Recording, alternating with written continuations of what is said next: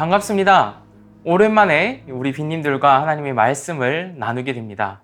이번 4주 동안 가스펠 쿼르텟이라는 제목으로 네 가지의 설교를 나누고자 하는데요.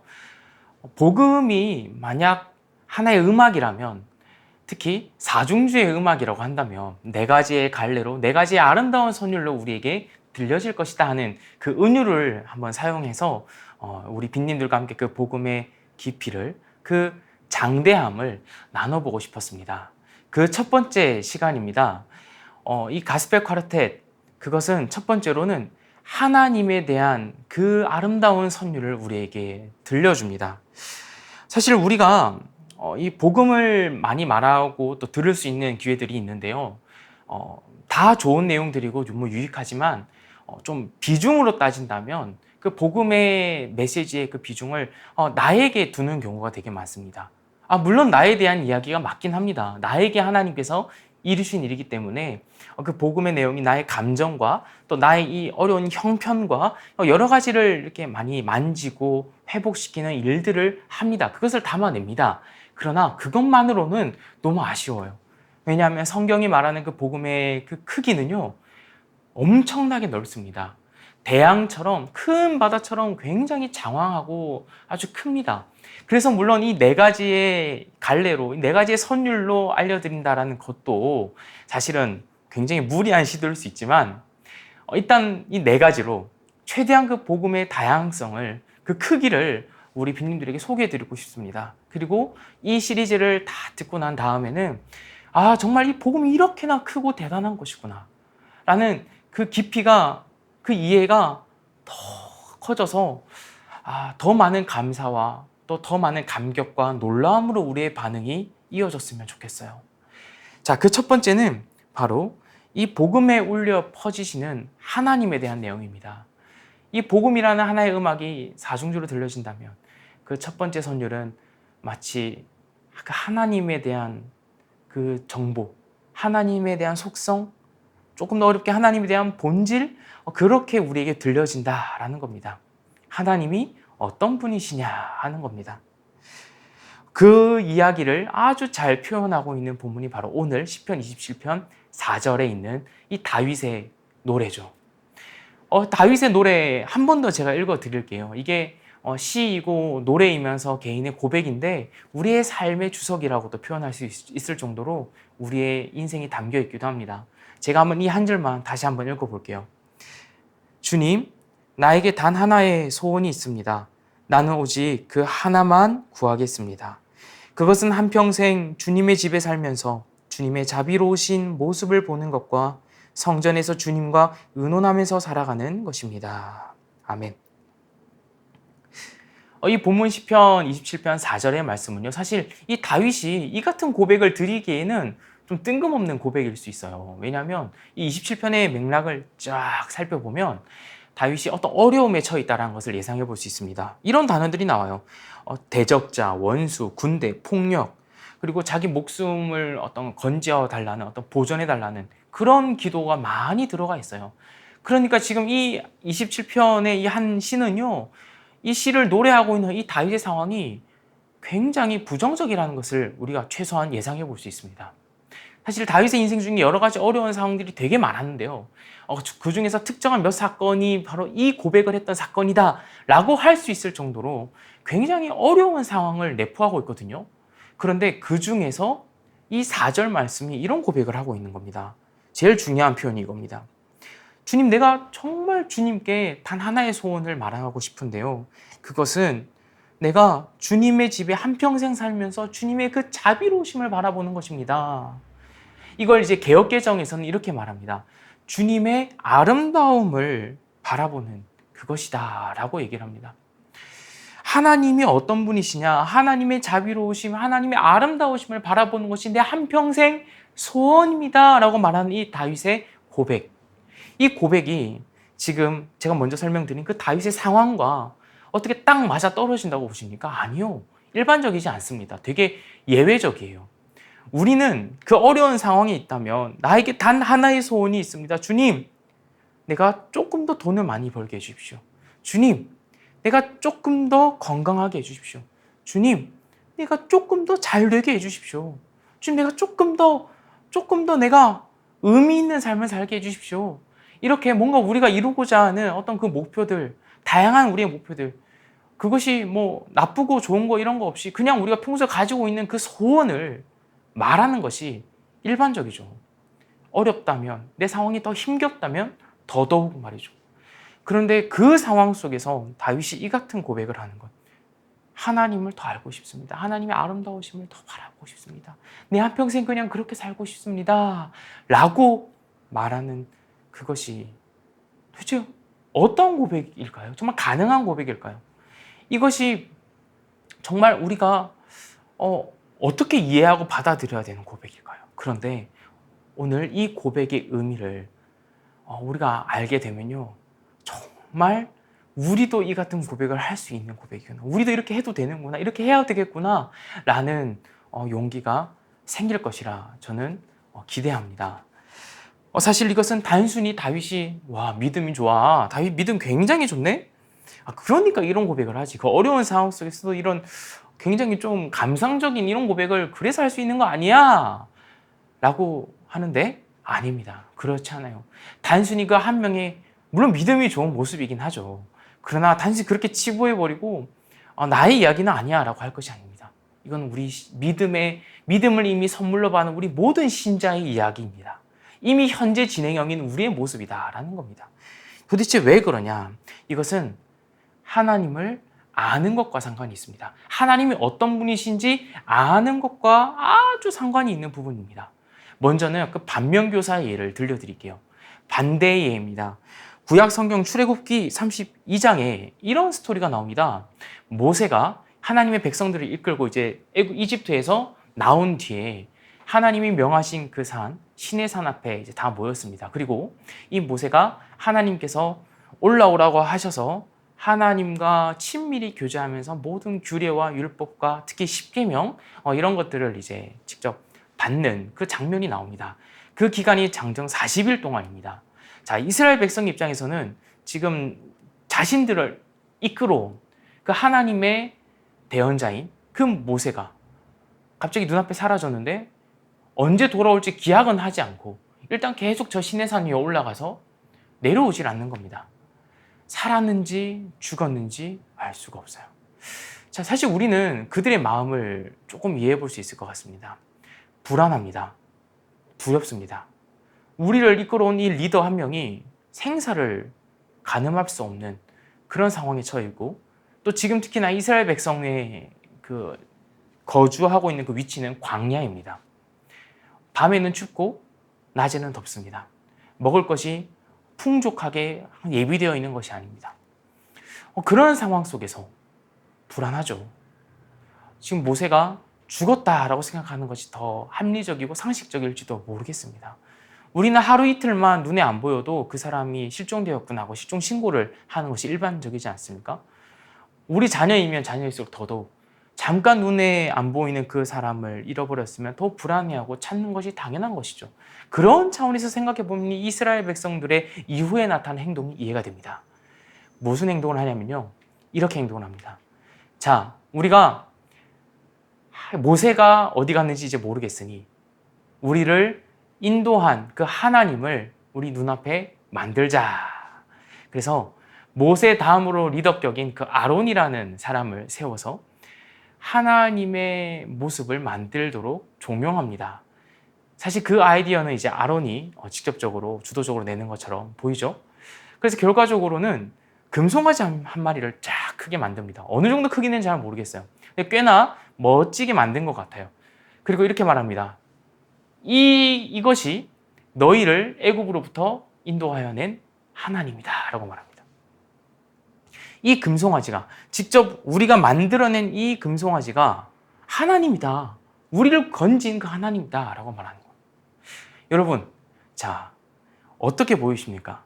아마 교회를 좀 다니신 분들은 이 내용을 보고 이런 표현을 아마 충분히 쓸 수 있을 겁니다. 우상 숭배.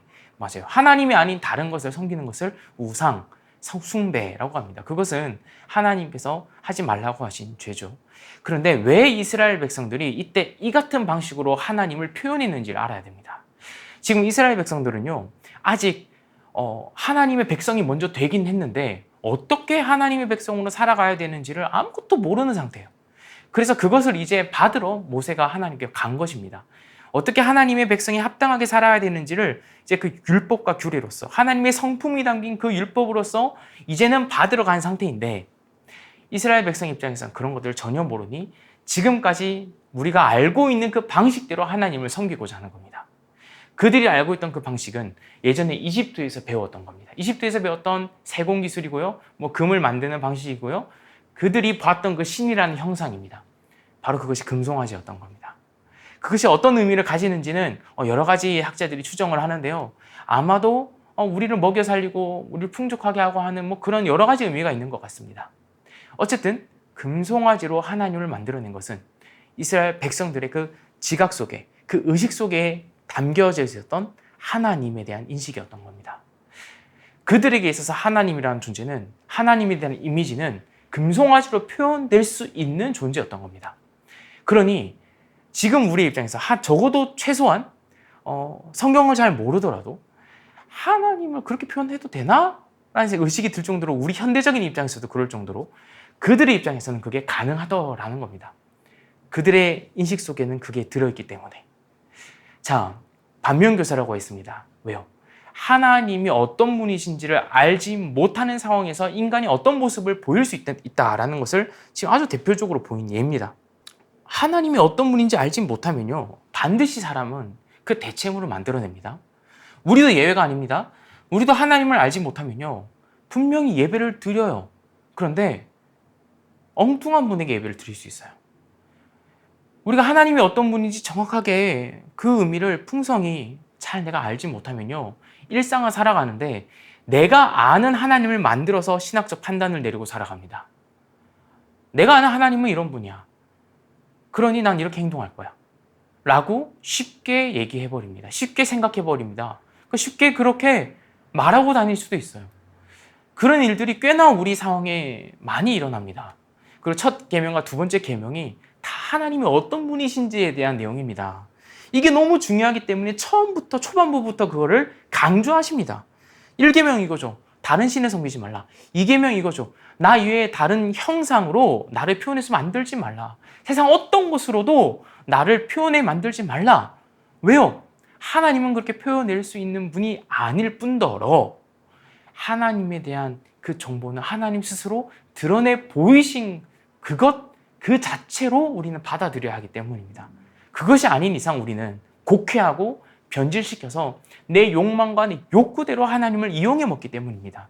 내가 길들여낸 그 하나님을 내가 만들어서 매번 새로운 하나님 안에서 살아가기 때문입니다.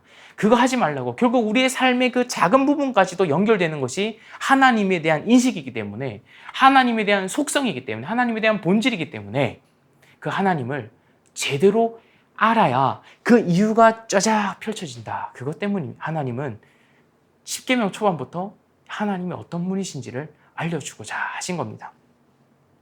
그리고 이 반면교사였죠. 그리고 정면교사도 있습니다. 신약시대에 이르러서는 사실 구약에도 많이 나타나지만요, 구약에서 얼마나 많은 본문에서 하나님이 어떤 분이신지를 엄청나게 많이 말하는지 모릅니다. 특히 선지자들은요, 하나님께서 스스로 이렇게 말씀하세요. 나는 너희를 이제 애굽에서 구원하여 낸 하나님이다. 나는 전능한, 나는 신실한, 등등 여러 가지 나는 뭐뭐다라는 스스로에 대한 어필을 하나님이라는 존재가 우리에게 해주고 계세요. 사실 그거는 조금 이상하잖아요. 한 큰 분이 스스로 우리의 어필을 해준다라는 것. 근데 하나님은 우리에게 그렇게 스스로를 드러내 보이시고 계시하신다라는 것. 그 하나님의 모습이 계속 일관되게 나타나는데 신약에 이르러서 예수님에게서 그 정점을 딱 찍습니다. 바로 예수님께서는 요한복음만 얘기해 볼게요. 예수님께서는 일상의 여러 가지 표현을 사용해서 이렇게 말합니다. 나는 생명의 빵이다. 나는 세상의 빛이다. 나는 양의 문이다. 나는 선한 목자다. 나는 부활이요 생명이다. 나는 길이요 진리요 생명이다. 난 참 포도나무다. 등등등. 다른 복음서, 신약의 여러 가지 본문들, 하나님이 어떠한 분이심을 정말 많이 말하고 있습니다. 자, 여기서 우리는 질문해야 돼요. 왜 하나님이 그 스스로를 우리에게 알려 보이실까요? 여러분 혹시 사랑하는 사람이 계신가요? 저는 이제 자녀를 빗대어 표현해 보고 싶어요. 저는 제 자녀에게 뭐뭐 해? 하지 마라? 라는 것을 가르쳐 주기도 하지만 아빠는 요런 생각을 해. 아빠는 요런 마음이 있어. 아빠는 너를 이렇게 많이 사랑하는 사람이고 아빠는 요런 사람이야 라는 것을 많이 어필하고 싶은 마음이 많아요. 최소한 그것을 숨기고 싶지는 않습니다. 우리가 누군가를 사랑하면 사랑할수록 나 자신을 드러내 보여주고 싶어요. 나를 알려주고 싶어요. 왜냐하면 진실로 그 사람이 참된 나를 알아주고 그 참된 나를 사랑해주고 그 참된 나와 앞으로 같이 이 시간을 보내기를 너무너무 바라기 때문이죠. 그게 당연합니다. 사랑하는 사람이 있는데 나를 철저히 딱 감추고 또 다른 나로서 그 사람을 대한다면 사실 그거는 나쁜 놈이죠. 네, 그러면 안 되죠. 당장 헤어져야죠. 근데 그런 거는 말도 안 되잖아요. 그런 우리 일반의 우리 인간적인 상상 속에서도 하나님을 조금이나마 유추해 볼 수 있어요. 왜 하나님이 그렇게 행동하시냐면요. 우리에게 너무나도 큰 사랑을 갖고 계시기 때문에 그렇습니다. 하나님은 우리를 단순히 나는 명제로 나는 전능하다. 그러니 너는 나를 전능하다고 말하면서 예배해라. 이런 식으로 우리에게 경배받기를 원하시지 않는 분이에요. 그렇게 우리와 친밀해지기 원하시지 않는 분이라는 겁니다. 하나님은 철저하게 자기 자신을 완전히 쏟아놓고 드러내 보여주세요. 우리가 이해할 수 없는 것까지도 다 보여주세요. 그 대표적인 게 삼위일체죠. 우리 예전에 성진 목사님을 통하여 삼위일체 시리즈를 쫙 들었잖아요. 이해할 수 있는 범위도 있고 없는 범위도 있어요. 그런데 그것까지도 성경을 통해서 다 계시해서 드러내 보여주세요. 우리가 알 수 있는 영역뿐만 아니라 알 수 없는 것까지도 창세 전에, 태초에 이런 하나님의 모든 일하심과 그 속성들, 하나님의 무한하심, 영원하심, 변하지 않으심, 오류가 없으심, 그런 여러 가지로 요약될 수 있는 하나님의 모습들이 성경에 숱하게 나타나는데 그런 것들을 우리에게 어떠한 하나님이 하신 일들로서 보여주신다라는 거예요. 왜요? 하나님은 그 하나님의 모든 것을 우리에게 오픈하고 계시는 거예요. 그 하나님을, 그 자신을 알고 우리가 함께 교제하고 그 하나님께 예배하기를 원하시기 때문에 그 하나님이 아닌 다른 무엇으로 편협하게 예배하기를 원하지 않기 때문에 하나님은 그렇게나 우리와 인격적인 무언가의 이 오고감을 원하시기 때문에 그 큰 하나님이 그걸 원하시기 때문에 그렇다라는 겁니다. 자, 여기서 우리는 복음의 큰 원리를 발견합니다.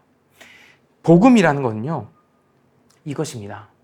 하나님이 어떠한 분이신지에 대한 그 내용이 하나님이 하신 일로서 우리에게 드러난 것입니다. 복음은 그런 것이에요.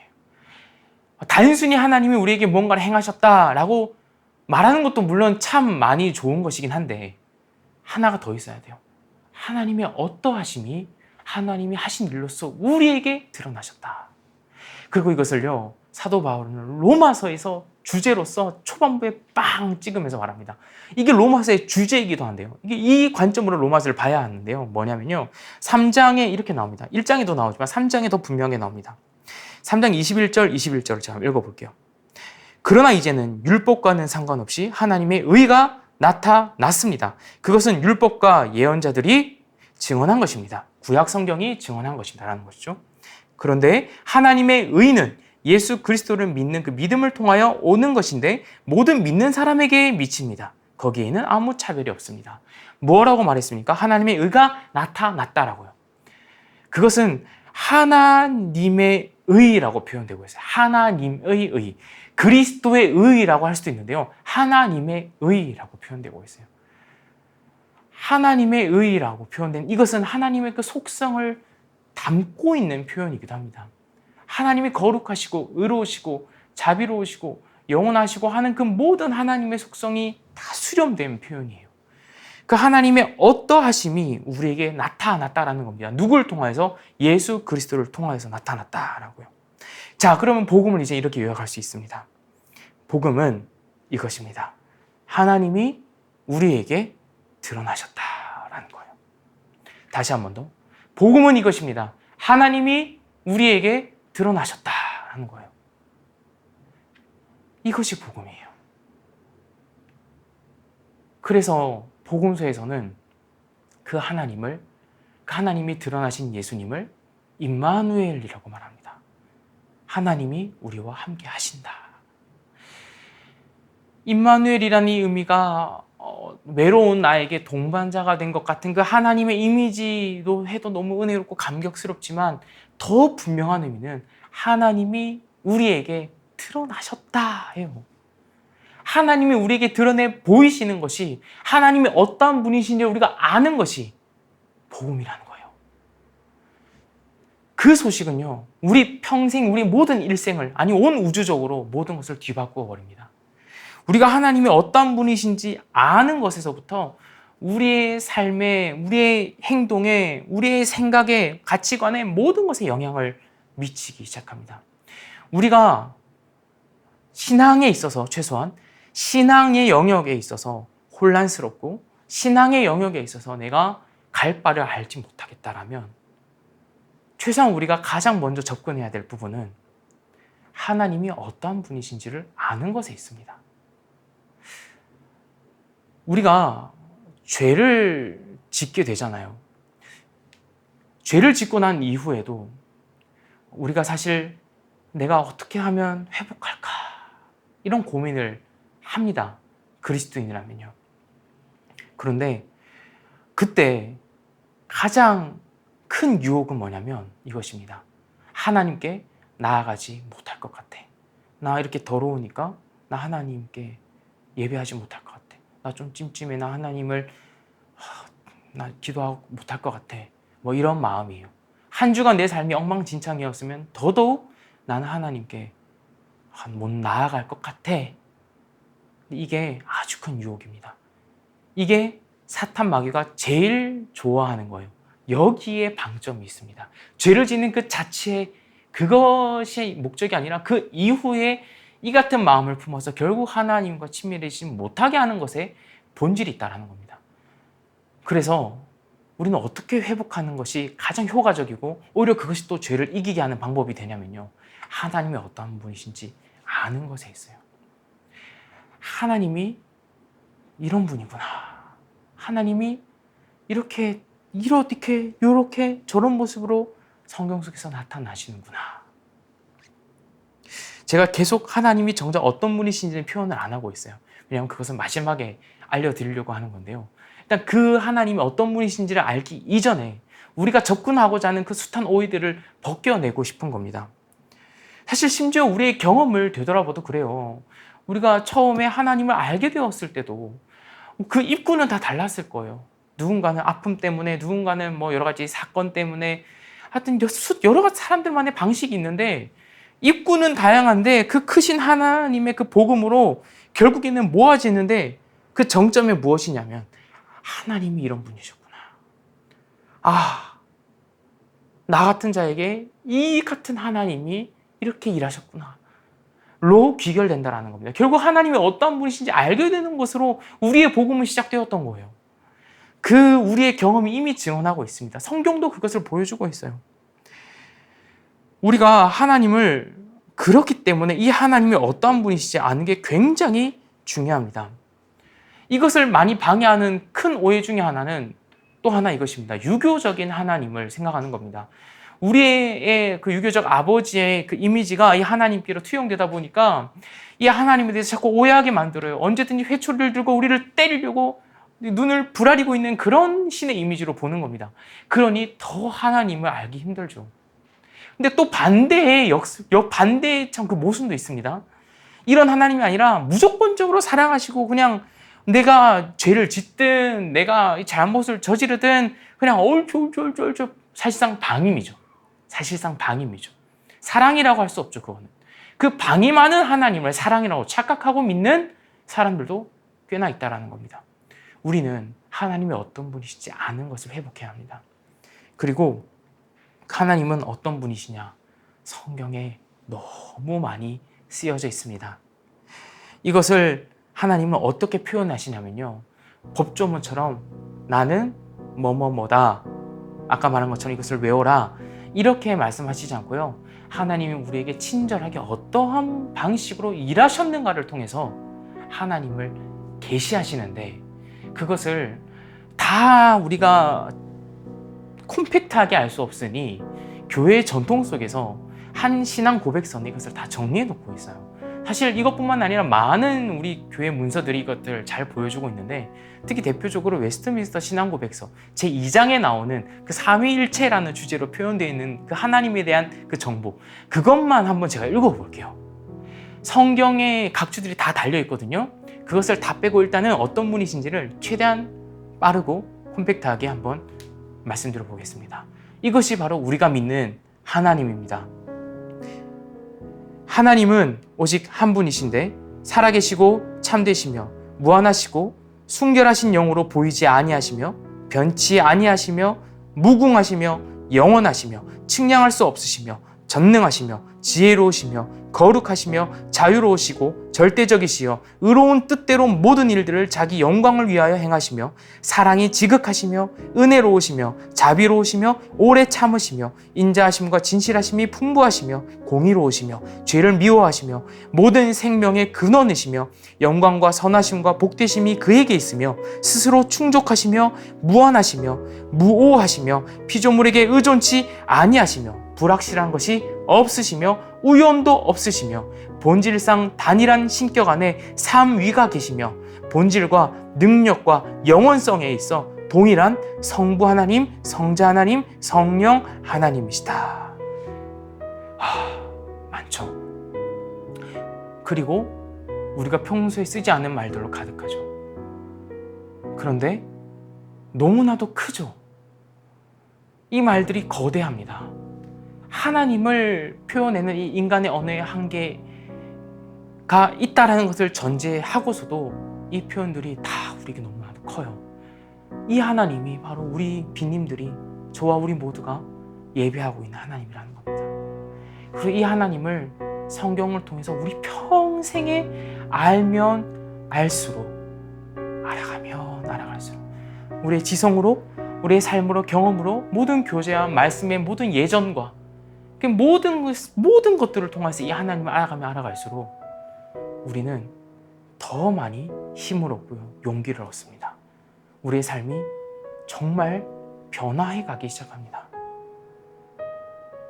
우리가 사는 모든 행동의 의미가 여기 있고 우리가 살아낼 수 있는 모든 용기의 기반이 여기 있습니다. 하나님이 이토록 크신 분이구나, 이 같은 분이시구나. 그토록 크신 하나님이 우리에게 자신을 계속해서 알려주십니다. 방금 말씀드렸던 그 모든 하나하나를 성경 66권이 다 말해주고 있다는 거예요. 각자의 스토리를 통해서. 그 하나님이 어떠한 방식으로 이 같은 하나님의 본질과 속성을 드러내시는지를 친절히 다 알려주고 있다는 거예요. 왜요? 우리가 그 하나님을 알기를, 그 하나님께서 제일 원하신다라는 거예요. 그래야 그 하나님으로부터 우리가 이 신앙생활을 행복하게 누릴 수 있고 그 참된 하나님을 예배할 수 있고 실제로 우리의 삶이 변화가 있고 용기가 있기 때문에요. 기독교의 진리는 우리의 삶으로 증명된다라고 했습니다. 신약 성경에 특히 야고보서가 또 그런 얘기를 많이 하죠. 그런데 그 삶을, 그 증거하는 삶을 사는 확신과 용기는 이 하나님이 누구이신지 아는 데에 있어요. 그래서 야고보서도요, 그 초반부에 아주 길지 않게는 말하지만 그리고 전제로서 두고 있는 것이 무엇이냐면 창조주 하나님, 그리고 그 하나님이 어떻게 이 세상을 다스리시는지, 그리고 그 하나님이 어떤 분이신지, 그 하나님의 속성과 본질을 얘기하고 있습니다. 그것이 너무 당연한 거예요, 성경에서. 근데 우리가 이 하나님이 어떤 분이신지 관심이 없고 그 하나님을 빼버리고 예배한다면 과연 우리의 예배가 무엇일까? 이런 고민을 우리는 참으로 해야 합니다. 그 하나님이 참으로 감사하게도 우리에게 허리를 굽혀 우리에게 관심을 두고 계세요. 그 크신 하나님이 참으로 감사하게도 우리 가운데 오셨어요. 여러분, 우리 빈님 가운데 내 안에 살고 계세요. 그 하나님이 우리와 항상 함께 계세요. 그리고 우리가 하나님을 풍성히 알아가도록 그 성령 하나님을 통하여 날마다 이끌어 가십니다. 그 하나님을 우리가 알아갈 때마다 우리의 반응으로서 우리는 하나님께 대하여서 감사하고 놀라고 경탄할 수 있어야 합니다. 그것이 하나님을 알아갈 때 우리의 자연스러운 반응이에요. 그것이 우리의 삶의 기반입니다. 그 위에 우리는 서는 것입니다. 그 사실을 가장 분명히 이 성육신 하셔서 우리가 실제적으로 우리 또 다른 방식으로 더 친절히 알려주신 분이 예수 그리스도이시고 그분이 우리 안에 계시며 하나님을 보여주고 계십니다. 그 인생 속에 이미 우리 빈님들이 들어와 계십니다. 자, 그렇다면 우리가 다윗의 고백을 다시 한번 마지막으로 생각해 봅시다. 내가 여호와께 바라는 한 가지 일, 그것을 구한다 라고 개역개정이 말하고 있는데요. 그 이후에 개역개정이 이렇게 말합니다. 시편 27편 4절입니다. 곧 내가 내 평생에 여호와의 집에 살면서 여호와의 아름다움을 바라보며 그의 성전에서 사모하는 그것이라. 곧 내가 내 평생에 여호와의 아름다움을 바라보며, 내 평생에 여호와의 아름다움을 바라보며. 이 고백은 이미 우리 빈님들의 삶이 되었습니다. 우리 빈님들의 삶의 아주 큰 부분이 되었습니다. 아니, 우리 빈님들의 매일마다 가져가야 할 목적이고 우리 빈님들의 삶의 이유이며 삶의 기반이 되어 계십니다. 여호와의 아름다움을 보는 삶을 우리 빈님들이 살아가시기를 도전하고 싶습니다. 왜냐하면 하나님이 그것을 원하시기 때문이며 이미 성경을 통해서 우리 눈앞에 놓여져 있기 때문입니다. 다윗은 이것을 잘 알고 있었던 거예요. 여호와를 아는 것이, 주님의 그 성품을, 그분이 어떠한 분이신지 그 아름다움을 바라보는 그것이 참된 내 신앙생활의 행복이구나 라는 것을요. 그 어려운 시련 중에도 이것이 나의 참된 위로구나, 그 말도 안 되는 이 두려움과 생명의 위협 속에서도 주님을 아는 것이 결국에는 돌파구구나, 그것을 알았던 거예요. 그 신앙의 감각이 아주 살아있었던 겁니다. 우리는 그 감각이 잘 없을 때가 되게 많죠. 하지만 성경은 말해주고 있습니다. 하나님을 아는 것. 그래서 구약에서는 하나님을 알자, 더욱더 힘써 알자. 단순히 지식적으로 공부해서 안다라는 게 아니라 그 성경에 나타나 있는 하나님의 모습을 실제적으로 우리에게 보여주고 계시고 그것을 느끼고 그 하나님이 나의 하나님이다라는 것을 신앙하는 것, 그것이 우리의 행복이다라는 것, 그 삶을 누려보시기를 원합니다. 그 드러내신 하나님을 아는 복음을 누리시기를, 그 행복한 신앙생활을 영위하시기를 간절히 소원합니다.